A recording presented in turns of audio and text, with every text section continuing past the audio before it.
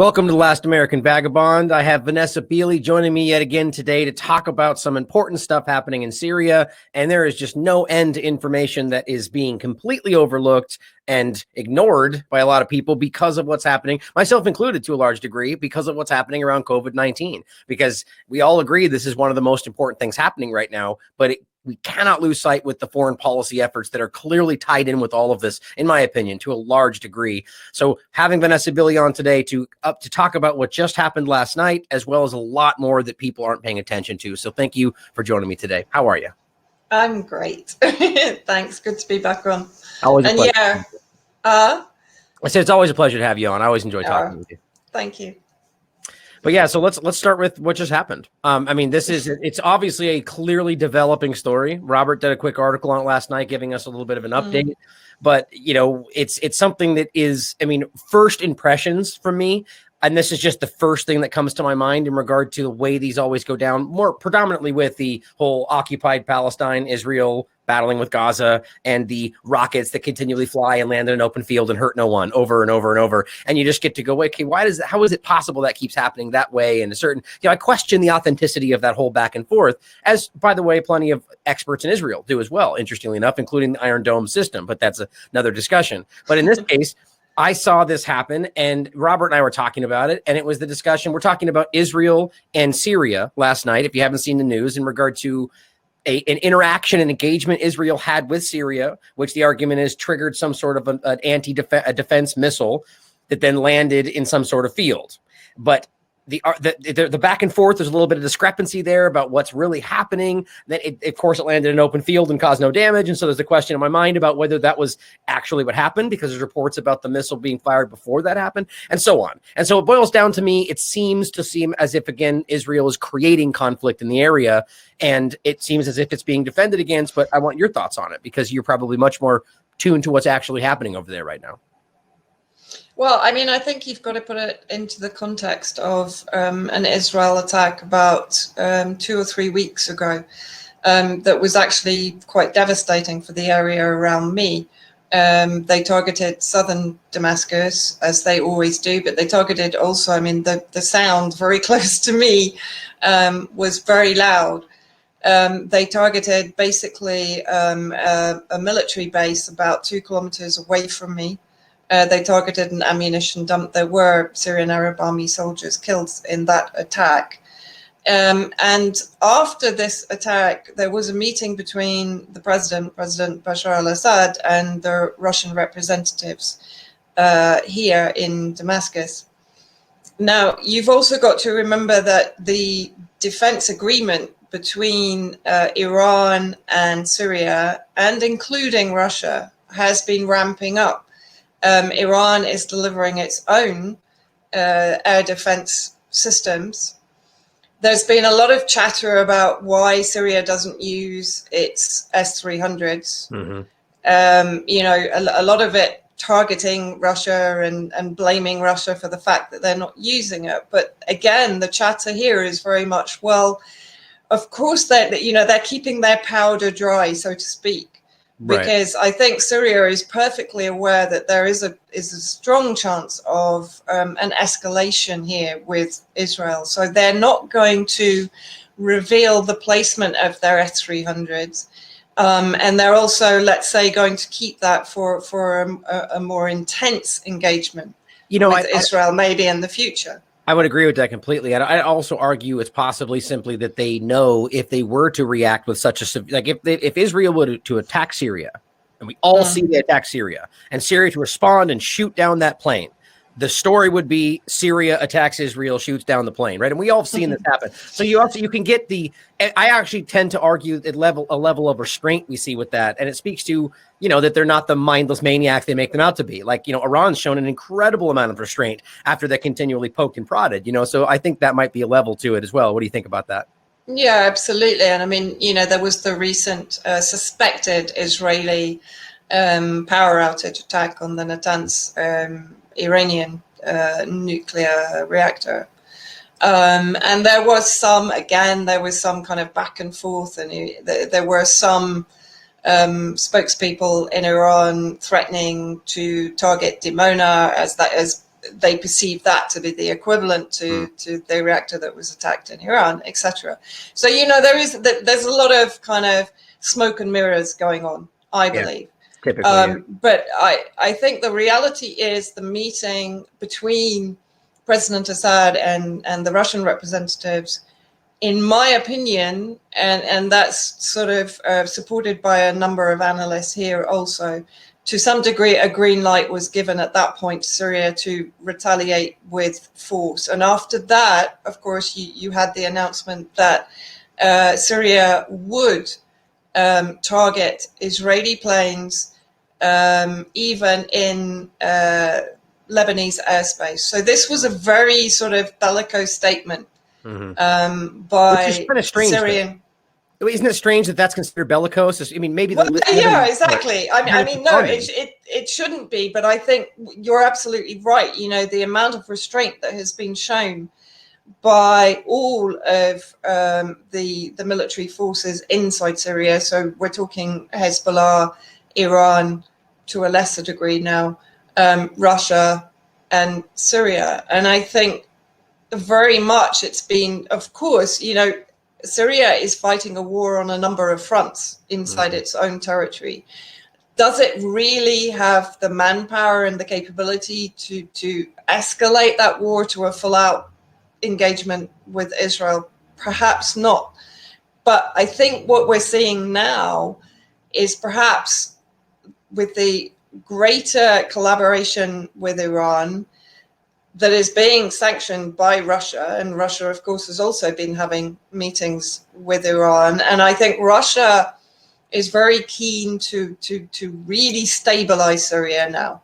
That's what it's pushing for. But we're also seeing a ramping up of the rhetoric from Russia. We saw Lavrov about 2 months ago basically saying, don't mistake our diplomatic calm and wisdom for weakness.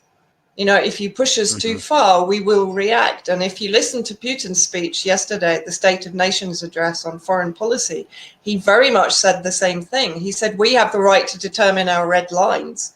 And believe me, if you provoke us beyond those red lines, you will regret it. I mean, I'm paraphrasing what he said, but this was a very black and white statement from both statesmen, and unusual. So I think we're also seeing here, for example, China coming a little bit more into the diplomatic fray. They're now starting to hit back against UK, EU intervention in Syria, looking at the level at which British intelligence in particular has been waging this destabilization campaign against Syria for the last 10 years. And of course, beginning well before 2011. Well, I was going to ask about China in particular in that exact regard, because China is playing a role in this whole, it's interesting. It almost seems, where do you see the alignment in regard to, say, China and Russia, and in a similar alignment with this pushback against, in a lot of ways, what seems to be happening? I think the alignment between how I tend to see it is that, I mean, again, and we're sort of digressing slightly as we always do from to the actual before we get lost in our own thoughts. I know we always do this. My favorite. But actually, it's really interesting. I don't know if you managed to listen to that link that I sent you of General Mackenzie speaking to the Armed Services Committee hearing on the Middle East.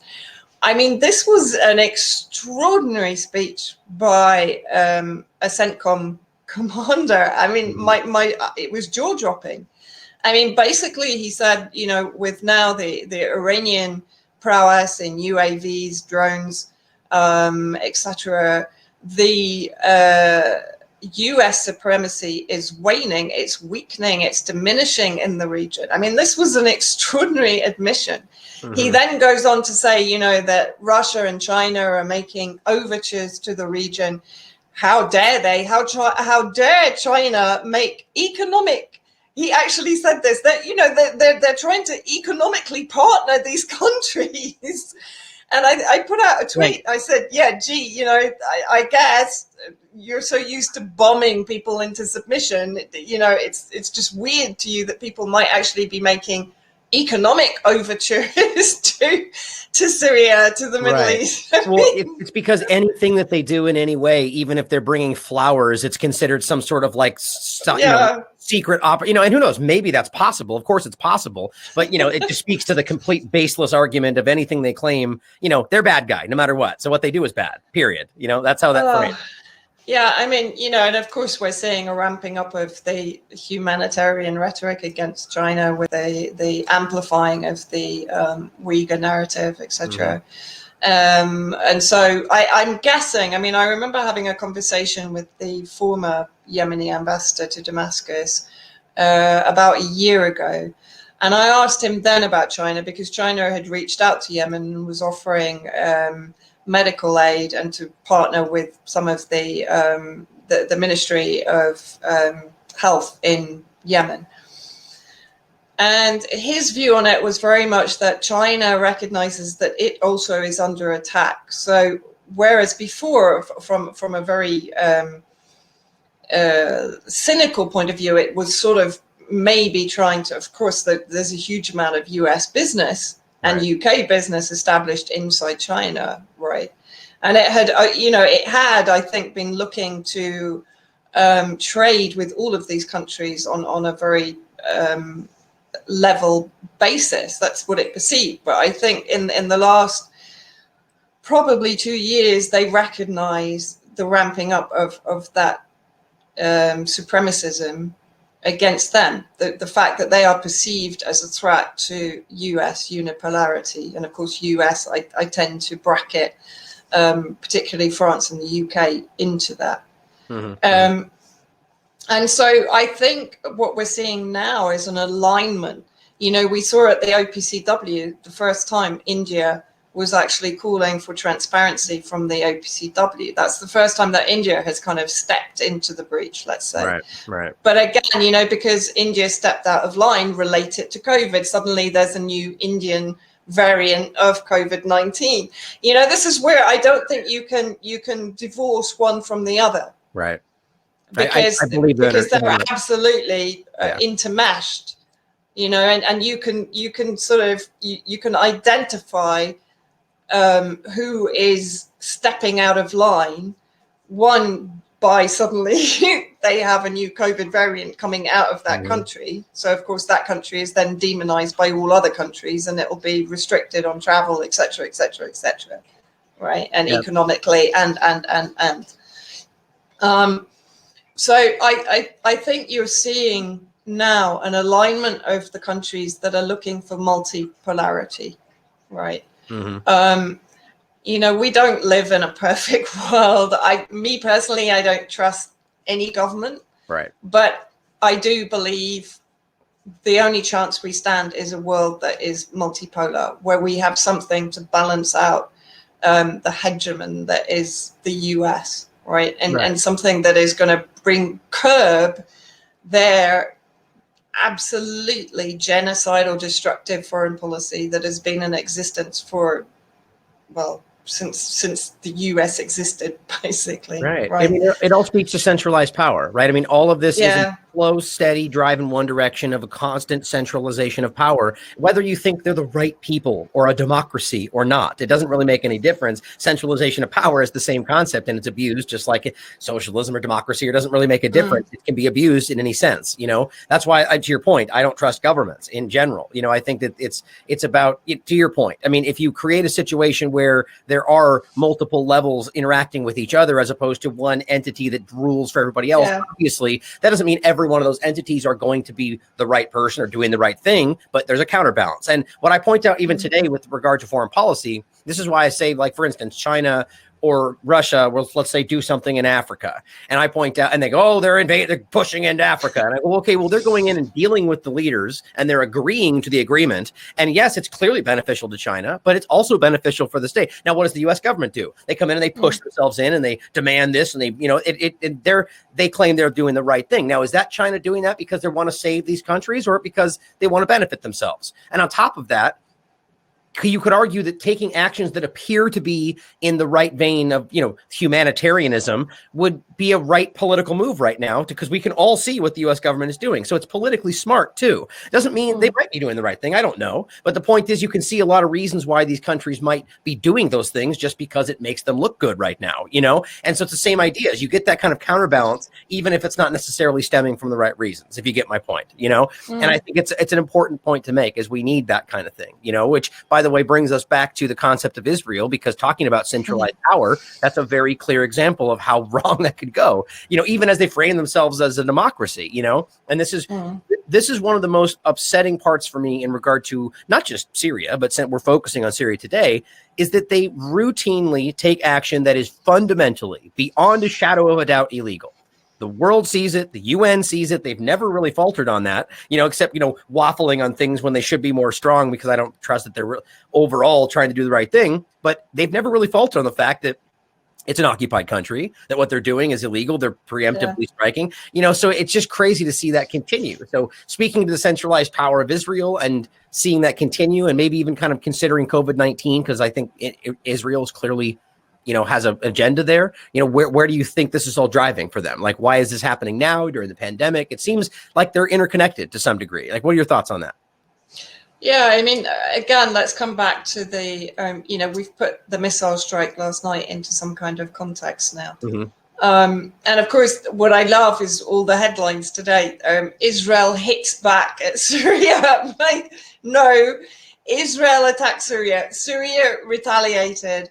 And the missile, I mean, there's... Why don't we do that? Since I just jumped all over the place like I tend to do, why don't you, for those, because what I tend to do is think that people who are on our chat are probably following our work and they already know, but why don't we walk through what actually happened as you saw it, so they can understand the full, walk through here for us. What happened yesterday? Well, basically, as far as I understand, I received the news at about 2 a.m. Israel had carried out an attack to the south of Syria, from what I understand, so close to the Golan occupied territories, occupied by Israel, of course.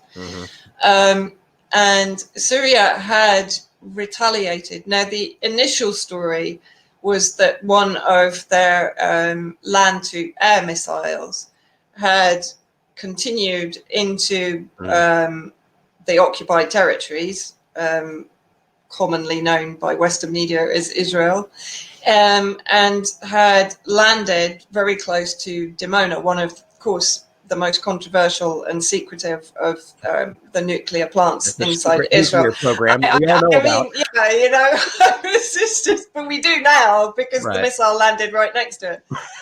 But now, since then, it's been pointed out that an air defense missile normally will explode in the air. But something definitely landed on the ground. I mean, Israel now is trying to push the story that, it was an air defense missile and it exploded in the air and shrapnel hit the ground. No, shrapnel doesn't cause that size of explosion. Even to that point, though, they're the one that initiated the attack that triggered the defense missile. So how in any way can that be a response? You're not defending yourself when you trigger a defense missile that goes goes awry and hits somewhere else. That you are the one that attacked. So, but that's exactly. Even the mainstream media knows this part of the story, because that's what they're claiming, and still reports it as defending themselves or responding back. It's just it's completely. It is. I mean, it's extraordinary. And then, of course, it's justified that the follow-up attack by Israel is justified that they were hitting back at the bases that had attacked them, not that base originally was defending itself against an Israeli illegal, unlawful attack. This is the common pattern. I mean, we know this from Gaza, we know this from the occupied territories, we know this. And at the end of the day, as a number of people on Twitter have been saying, look, let's face it, this could have been anyone. This could have been Iran, it could have been Yemen, it could have been Iraq, it could have been Lebanon, it could have been Syria, it could have been Hezbollah. It's not as if Israel doesn't have enough enemies in the region that could have carried out or conducted that attack. Right? Or God forbid, it could have been Israel. It could have been Mossad. Now, look, I know people are this is what I want to make people we have to be allowed to ask these questions. And this is what people, in my opinion, and this is what I was saying earlier, kind of hinting at, is that we constantly see the whole dynamic happen over there between Gaza, where we have these rockets that land, and it doesn't really, it seems like it's a continually false story, and it doesn't make sense why, either Islamic Jihad or Hamas would continue to fire something they know has no guidance system, they know is not going to be effective. Then they get repeatedly just bombed back to, it's crazy. It doesn't make much sense, but certainly possible. So when we see this happen, and Robert and I were talking about this as well, the argument that a local individual that we cited in the article claimed that what happened there was, it shook his house pretty far away, and it was louder than anything he's ever heard, which doesn't seem to make sense that shrapnel caused something like that. So is it possible that this was something that went wrong, or that somebody did attack and they actually hit the actual facility and they wanted to hide that? That's a possibility. Or is it possible that it landed there, or they made something happen in order to create the situation?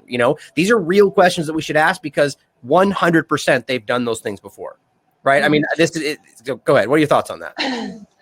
No, on this one, I do actually, what I actually think it was a ballistic missile.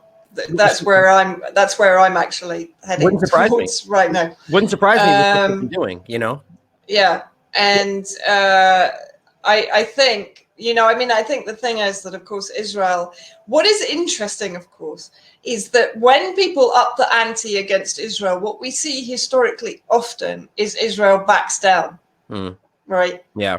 And so I think it could have been like a warning shot across the bows from Syria, and let's just see what Israel does with this. And actually what Israel has done is kind of to try and downplay it. Oh, it landed in an open field. Right. Oh, it didn't do any damage. Oh, I think it was just shrapnel. So actually, of course, because if this was a ballistic missile, and if a ballistic missile traveled, 300 odd kilometers to the south of the Negev desert, right, in the southernmost part of the occupied territories, that's a big deal. That's freaking huge, right? And so the last thing Israel is going to want to say is like, shit, the Iron Dome didn't work, our entire air defense capacity, which is supposed to be the best in the world, didn't work. And what does this remind you of, by the way? This reminds you of Yemeni ballistic missiles hitting Saudi Arabian electrical power plants north of Jeddah, and the American Patriot system failing to bring those missiles down. They said, they were pulling the wrong way. That's why it didn't work. I'm like, well, that doesn't make much sense either. So, let's make that connection for a minute. Syria is watching what Yemen is doing. Yemen is very much good point. An ally of Syria, and if it's watching that and it's thinking, well, hold on, the American air defense systems are not doing a great job, right? And maybe this is a chink in the armor of, what you can describe as the US coalition, and I include Saudi Arabia and Israel, of course, in that cabal. Maybe it's not as strong as they make out. And maybe if we probe it, we can test the reaction of Israel, and we can test the air defense, right? Yeah. So, potentially this has given Syrian military a lot of intelligence. It's given them a lot of information. I'm speculating here. I'm not speaking because somebody's told me that or whatever. I'm just speculating, because I'm seeing what I'm seeing here, and it's kind of, there is a sense of optimism here. I mean, we went through a really tough time of no electricity. We still don't have much fuel, but the government is addressing that. The queues are down, things are moving forward, and the government is addressing a lot of the issues in the economy, in the fuel situation, and the electricity situation, etc. So kudos to them for, despite everything, all the pressure that's being put on them. And of course, that's what they've maintained and continued to do throughout the 10-year war against them, including the sanctions, including the propaganda, including OPCW, and everything that's been thrown at them. People are still eating. People, You don't see homeless people sleeping in the streets here that you see in Paris and probably in cities in America and London. It's quite impressive, to be honest, what they've managed to maintain and continue throughout all of the. I mean, it's incredible to see even the efforts to keep people safe, including people that arguably aren't on their side, right? During the channels they create for people to flee. It's just, I mean, that's what it's so hard. You know, you're trying to be objective as often, you know, throughout this process, and it just becomes so clear what our, you know, side arguably is trying to do the right thing, you know, when you watch how these go out. And so you begin to report that as the truth because it is the truth. And then people frame it as not being objective. And it's just frustrating, you know, because it's so plainly clear that we can see these things happening from the US government side that are just illegal. I mean, for crying out loud, we all know that it was an illegal invasion and based on lies in regard to Iraq. And we know all these things, and yet we can't manage to wrap our mind around doing it again. You know, it's like I was just talking with somebody who said the same thing, like, oh, well, they all lied about Iraq, but this time it's different, right? These are the good people this time. Oh, yeah. I mean, I'm getting that. I'm getting that now with China and the Uyghur thing. It's just like, please, just engage brain, right? And you know, because we're hearing it again. I mean, there was a brilliant interview with Jeffrey Sachs on BBC Newsnight, and he was on there to talk about climate change. And of course, they started the entire program by talking about the genocide in Xinjiang, et cetera. And he actually came on.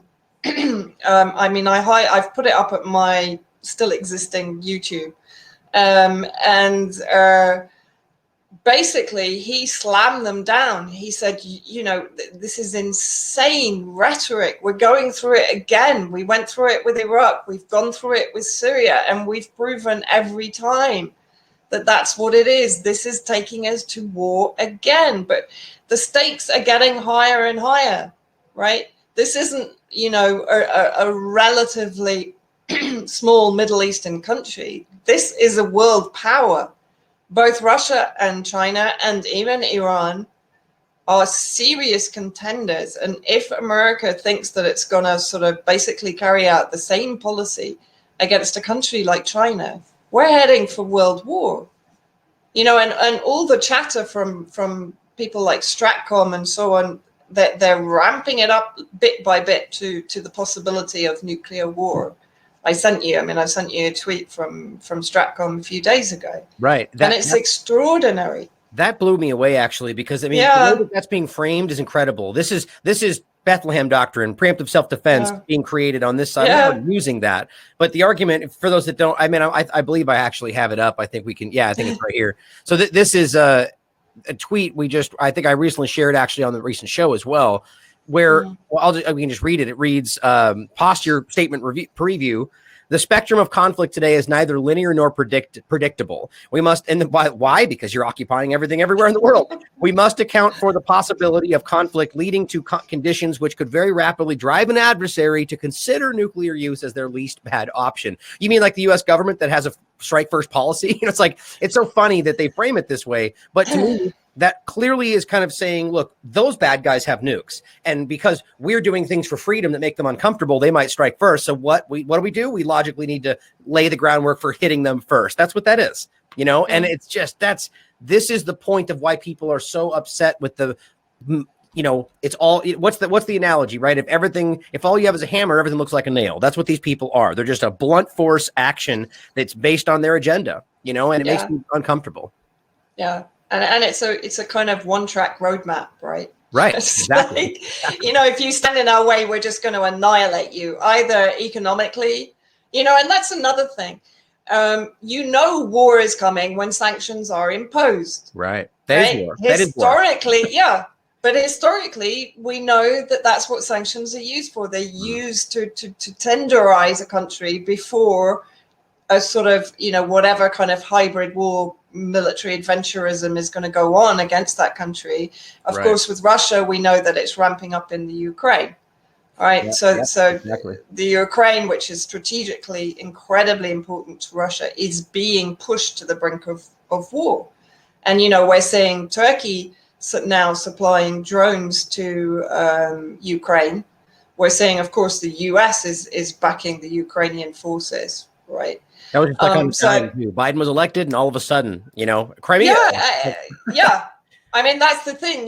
We all said this would happen, right? We all said Trump was literally a breathing time for the world, actually, because as really disgusting as Trump was, he I think was giving the neocons time to gather. I keep coming back to this.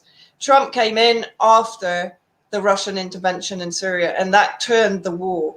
So they needed that breathing space to regroup, regather, and to recalibrate their roadmap. And with Biden coming in now, what we're seeing is the unleashing of that regrouping, that re-strengthening of their position, et cetera, et cetera. What's interesting to me is that, again, this speaks to like the framing we talked about a moment ago, that the regrouping for the U.S. government consists of just not starting new wars, but continuing to destroy Yemen and continuing to destroy Syria. But that's that's the pause. Yeah, exactly. Crazy.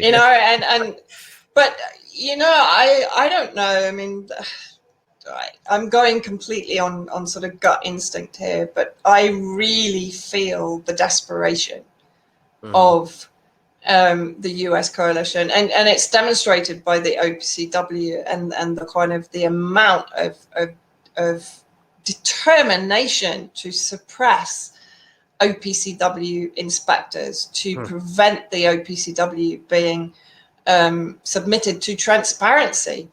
It's a war against transparency. This is the extraordinary thing. It's a war against truth. I mean, I always hesitate using that word, but it's a war against transparency, first and foremost. Absolutely. And since you bring up the OPCW, there's something else you share with me. And this is one of those examples. Again, this is what blows you away when you realize that this is not something that it is being dismissed, but an honest person, you cannot dismiss what went down here before we even talk about the tweet. The idea that we're talking about, I mean, what was the total number? It was more than 20 people, right? It was around 50. Okay. That were killed in Duma. Oh, no, excuse me. I'm speaking to the people in the OPCW that were speaking out about the falsy report, right?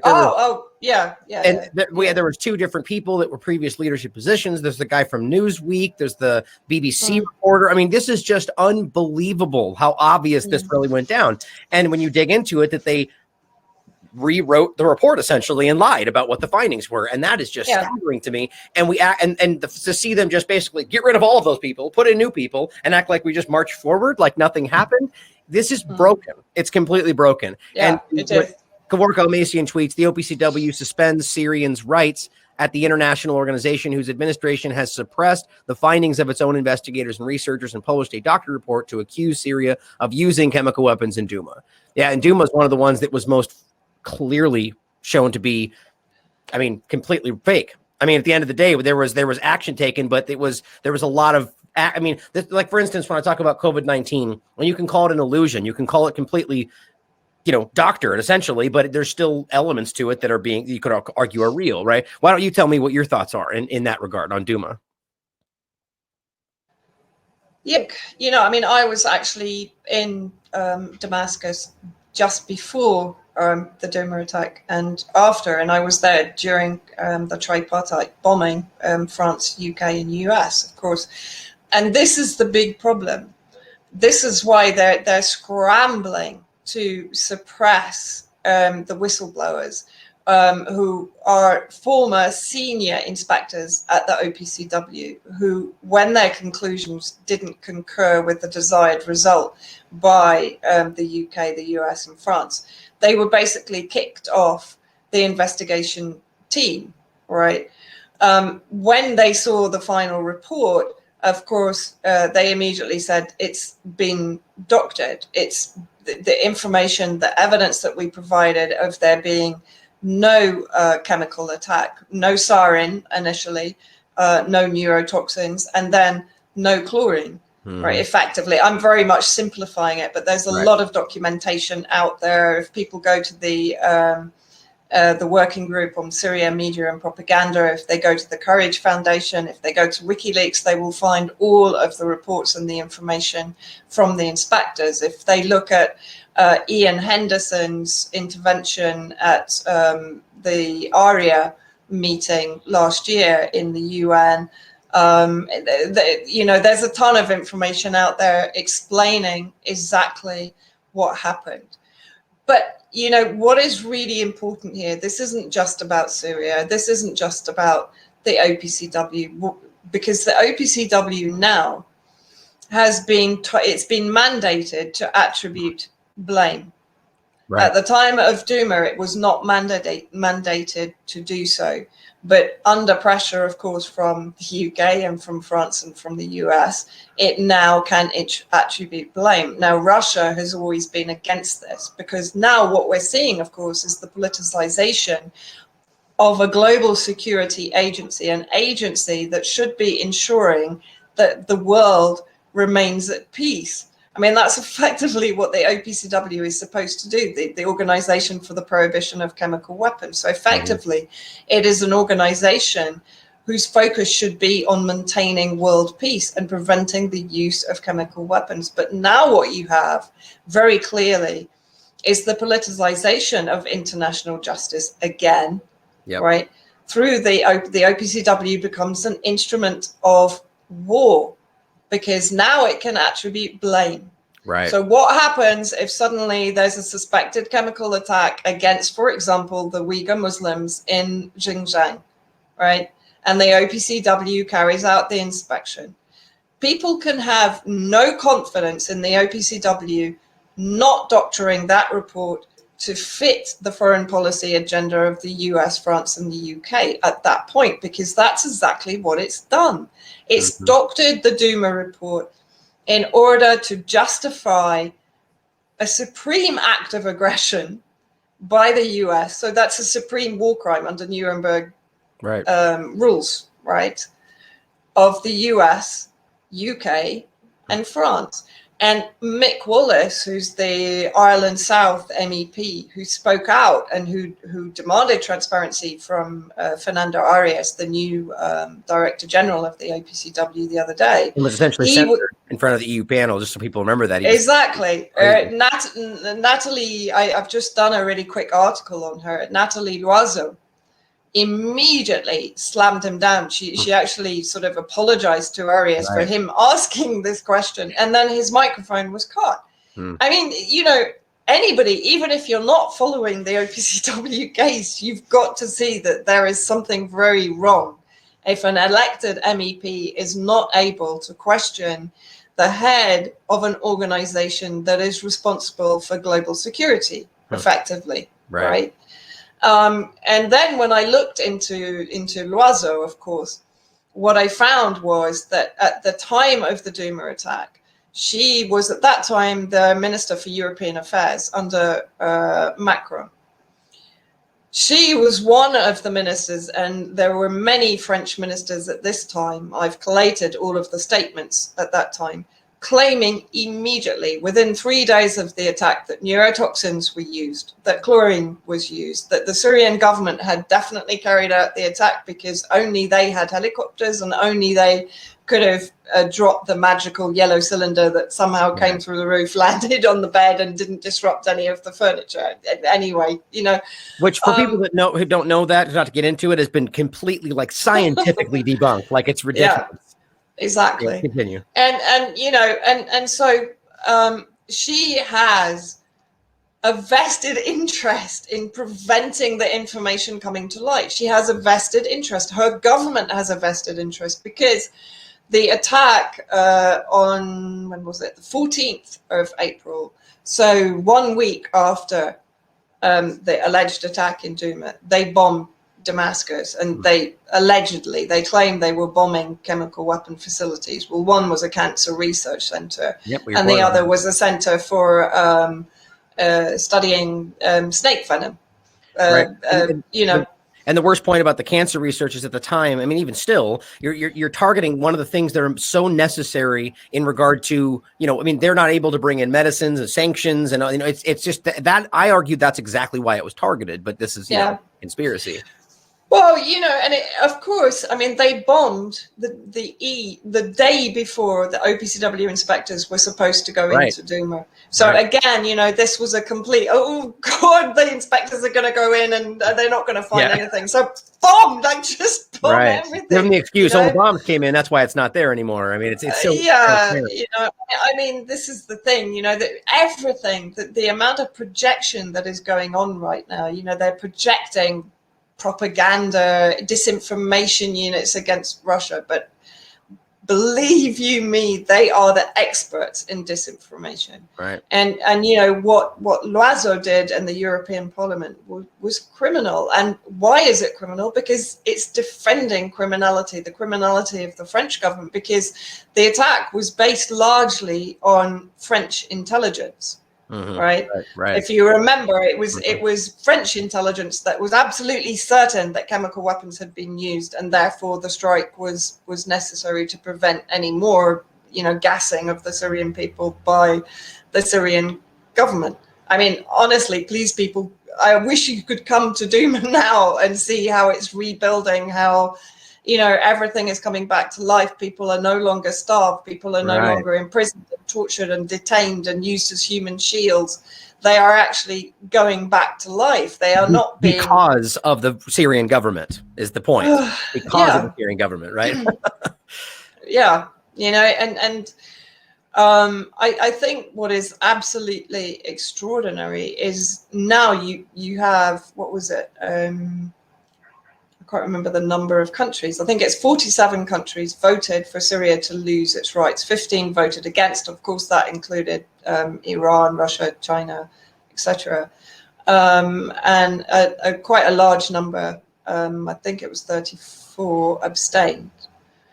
But what is utterly disgusting here is the OPCW, which should be on trial for enabling a war crime, right, is able to put sanctions on the country against whom that war crime was committed. It's sickening. This is the perversion of the system that we live in, that we have to operate within. And we have to think about how that trickles down into our so-called justice system in the country and everything else, right? I mean, this is how we're conducting ourselves on the world stage. I argue, this is what I was saying, during Trump's administration, and is continuing under Biden's administration, is that the rampant lawlessness with which they clearly conduct themselves, no matter how they name it, is people see that. And then you name it good. And so they're like, oh, okay, so if I'm powerful, I just take what I want. And that's freedom. It's liberty, right? I mean, that's how they're framing it. And I truly believe that's breaking people's, it's warping people's understanding of how they operate, how they engage with people. Then you add COVID in this and everyone's around you as an enemy or a sickly person. It just seems like it's all converging to create that we don't like each other. Right, that we're the negativity. So at the very least, we're not recognizing who's really responsible for all the things that are happening. Yeah, exactly. And it's I mean, it's absolutely and for Syrians, it's as if this crime against them never goes away. It's very similar to the Israeli crimes against the Palestinian people. It is never given time to rest because it's never admitted. Right. It's never, they're never given any vindication. And it's the same way for the Syrian people. I mean, I remember after Duma had been liberated, and there was the point where I think Jaish al-Islam, the army of Islam that were in control of Duma, had around a reported 5,000 kidnap victims. Many of whom had been kidnapped from Adra to the north of Damascus, an industrial area, in 2013 when Jaish al-Islam had invaded and carried out really dreadful atrocities against mostly Alawite Muslim civilians there.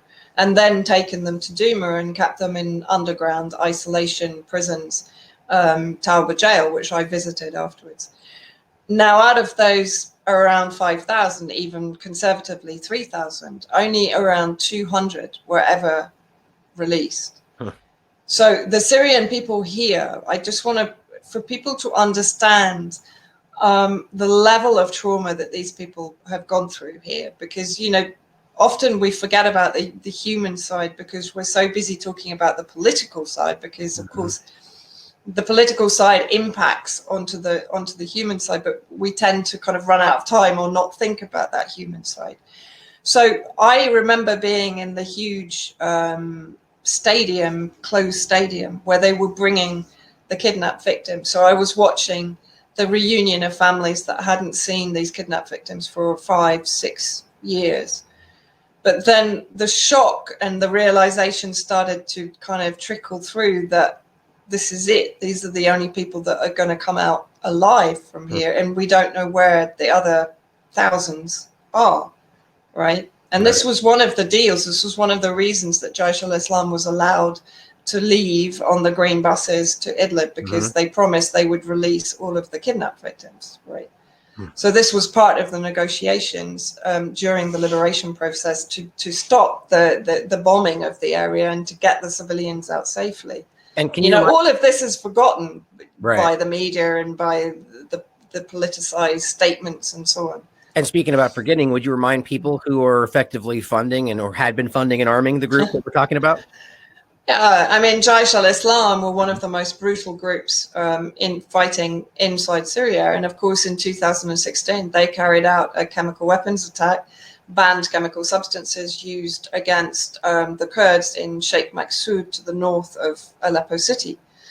In Duma, you know, I mean, I've taken dozens of testimonies of some of the most heinous torture I've ever heard of, the use of drugs, the use of the testing of chemical weapon substances on prisoners, the use of prisoners in staged events, the drugging of prisoners to see how long they can make them unconscious to use them for staged events. This is all testimony that was given to me by civilians. This isn't something that I'm just kind of making up as I go along.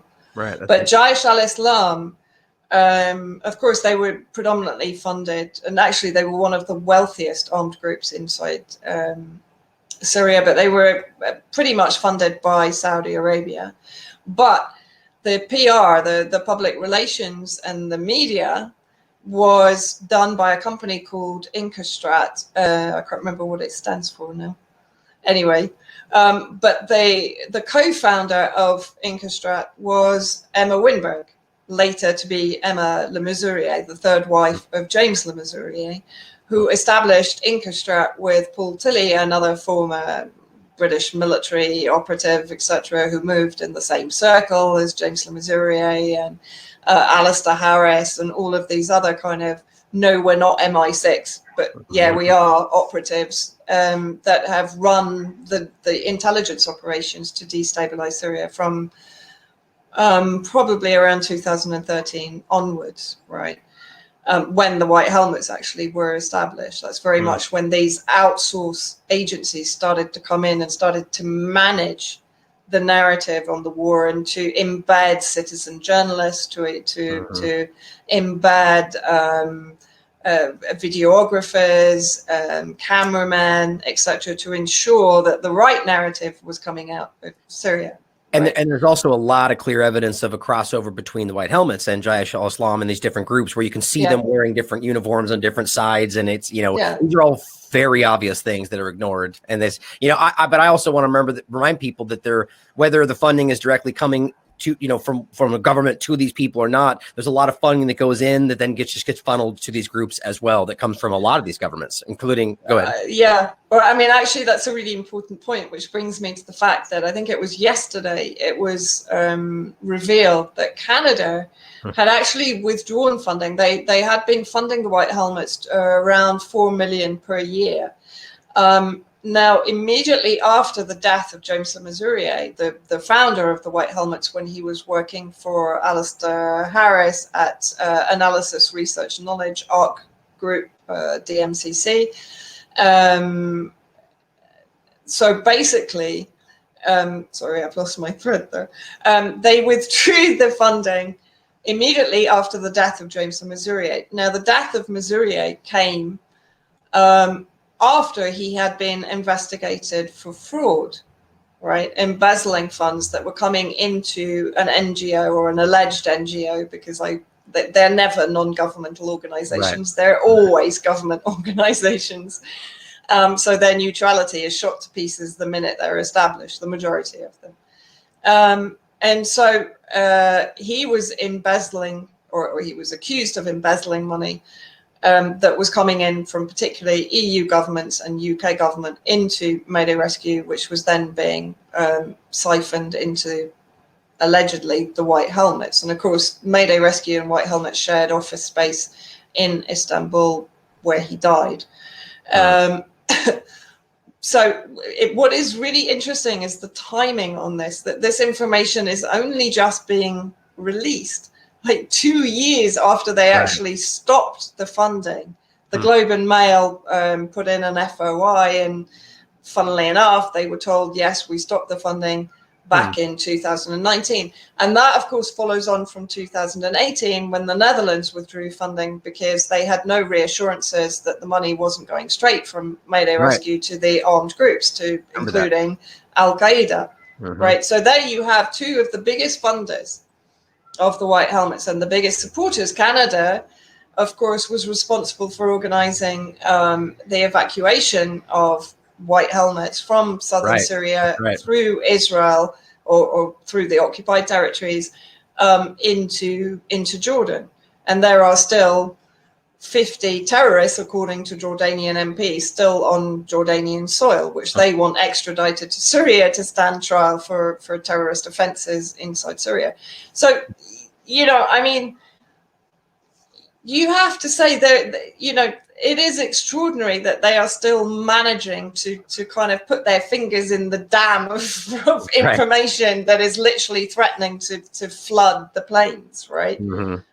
Because, the BBC ran 15 hours to try and basically whitewash Le Mesurier and the White Helmets. They didn't bring anything new to the party. All they actually did was to bring in the people that were responsible for the creation of the White Helmets and for the running of the intelligence campaign against Syria, and have them tell us that they're the good guys. That's basically what they did. Typical. Right? Yeah. Then they ran the sting operation. They entrapped one of the academics in the working group, Paul McKeague, into giving information to a fake Russian spy. This was run by CIJA, an organization that was spawned by ARC Group, which was Alistair Harris, to prosecute the Syrian government for crimes against humanity, etc. Right. And because McKeague was investigating CIJA and their financial roots and their possible connections to intelligence agencies, etc., they ran a sting operation to entrap him into releasing information about what he was doing, about his sources, about us. Wow. That's crazy. About people he was working with. Right. So, I mean, this is it. The war against those that are challenging and confronting the agencies that have been controlling the narrative and running the war against Syria for 10 years is quite extraordinary. It's a war in itself. It is. Yeah. I mean, this is such a clear effort that doesn't just apply to Syria, right?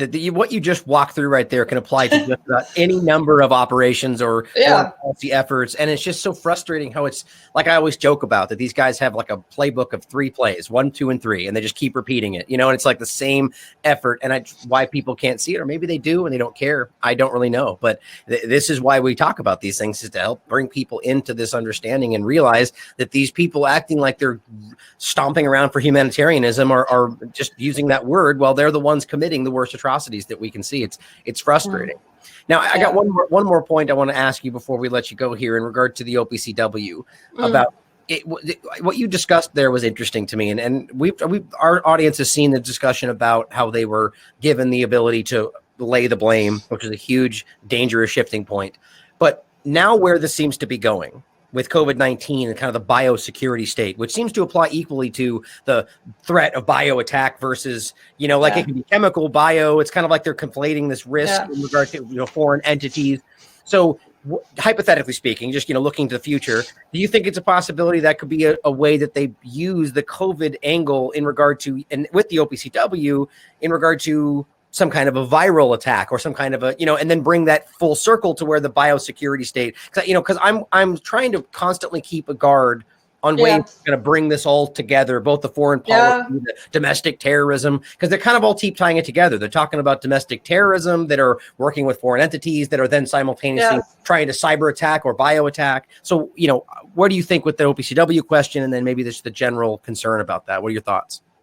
Yeah, I mean, I think it's feedback. That's okay. I think it's interesting, because look at how you've been censored and attacked on the basis of speaking out about COVID-19. So immediately you can see the parallels between how we are being attacked, labeled Russian agents, Syrian agents, probably Iranian agents, eventually Chinese agents, whatever, in order to discredit us, right? And we're seeing a very similar technique used to shut people up about COVID. Even, eminent scientists, doctors, immunologists, etc., are being censored, silenced. Ron Paul getting removed from YouTube. I mean, it's insane. Somebody commented on that saying it might have just been a video and that Highwire got it wrong. But in any case, he's still being censored, which is crazy to me. Yeah. Please continue. So I think, it's a good point. I hadn't actually considered it, that the OPCW, I guess what might happen is they might spin off from the OPCW into a kind of a bioterror focused organization, global watchdog type organization. I'm not really sure, maybe someone can inform us whether the OPCW has the expertise for that, or whether it's focused very much on specific chemical weapons. I'm not sure. Yeah, I kind of expect it to be like an additional, like it would add on, and they would become exactly. BW, like that kind of idea. Yeah. But I mean, this is absolutely where it's heading. We're heading to a massive transnational surveillance state. So, but of course, politicized surveillance, because of course it will only benefit those that are in control of the surveillance. Right? It's not going to be for the benefit of global security. No. Right? It will be for the benefit of the chosen few. Yeah, it rarely is for the benefit of society. That's how they frame it. No, exactly. So I mean, I think I was having this conversation with someone the other day. And I said, it's very difficult to tell whether COVID is cover for the escalation in military expansionism, or whether the military expansionism is cover for what's happening with COVID. Good question. Yeah. But I think what is becoming more and more apparent is that we shouldn't separate the two, right? Because they're very much part of the same agenda. I think. I mean, if we see 9/11, arguably as a first step to a lot of people. A lot of people made this argument, and I completely agree with this. It's the national security state. It's the security state, and this is the biosecurity state. It's the evolution of the same agenda. So if we see it like that, it's not hard to put together the two concepts, right? I mean, it's about control. Right. And the only way they can maintain that control is with an enforcement arm, which is the military. Right? So it's very hard not to see it like that. But that's, as we continue to flesh these topics out, hopefully one by one, people will begin to recognize that at the very least, objectivity is so necessary today, and that we need to see. Go ahead. No, there's just one other point that I want to bring in, because it's an important thing that happened a few days ago, is that Russia bombed a very large ISIS camp to the northeast of Palmyra, so to the west of Deir ez-Zor. And I think, what this should bring home to people, I mean, the US General McKenzie in his address actually said, that the caliphate as such is finished. And as I said, yeah, but the translation is no, it's actually an Al Tanf base in Syria now. Right. It's like, no, it's they're not. Now, it's not they're actually now contractors, right? They're yeah, contractors yeah, now. exactly. And what people need to understand is that these 200 ISIS terrorists are complete with brand new equipment and ammunition and weaponry, had managed to move across the desert from Tanef to to Palmyra and embed themselves in their usual underground tunnels, etc. Russia's surveillance, of course, had picked up on them, and then that was why the attack was carried out against them a few days ago. And I mean, it was a they were wiped out, let's say. Yeah. But of course, what we know also is that there's a very high risk leading up to the elections on the 26th of May, because the last thing the US coalition want, of course, is an Assad victory. Yep. Which seems to be all pretty clear. Yeah, right? What's interesting is that'll probably be the next way they increase the escalation, right? Because I guarantee they're going to question the results of it, no matter how it ends. Going to be another election, just like Bolivia, and it's going to be the same push. That's what I would expect. Well, and also, I mean, it was interesting because there was Israeli intelligence that people had picked up here that they were warning people to stay away from the capital. I think it was towards the end of March and they did bomb at that point, but they were also talking about attacks and IED attacks and suicide bomb attacks. And certainly, the city itself is on high alert. The checkpoints are being reinforced. I'm seeing a lot more military presence on the main roads in Damascus. And why do you think that is in response to what Israel's doing? Because they're expecting, because you've got ISIS operatives in Al Tanf, and right. We know that they're being moved around. We've got British intelligence operatives training in IEDs and enabling the remaining sleeper cells in the south around Daraa to carry out isolated attacks against military convoys or against government employees as they're perceived. So there's a very strong chance that suicide bombers will try to make it into the city leading up to the election, and particularly on the election if there is a victory for President Assad. And it's just about stabilization, right? It's just about creating chaos, preventing people coming out to vote because they're too afraid of potentially being attacked or being caught up in a suicide bombing or a car bombing, etc. As usual, using civilian lives as chess pieces to achieve their ends. It's fantastic. Yeah. So I mean, that kind of sums it up quite well. I mean, this is the equivalent of what's happening everywhere else. We are effectively just pieces to be used and pushed around under the guise of fighting for good things, and that's hard to understand, and that's why it's difficult for some people to accept. Exactly like COVID. Right. Exactly like COVID. Human life is dispensable. Human life has no value for these people unless they're an asset for them. And exactly like COVID, because they use them like nothing, but they argue they're everything, right? And that's what it's weird how that happens, and it's the two sides of the agenda. It's incredible.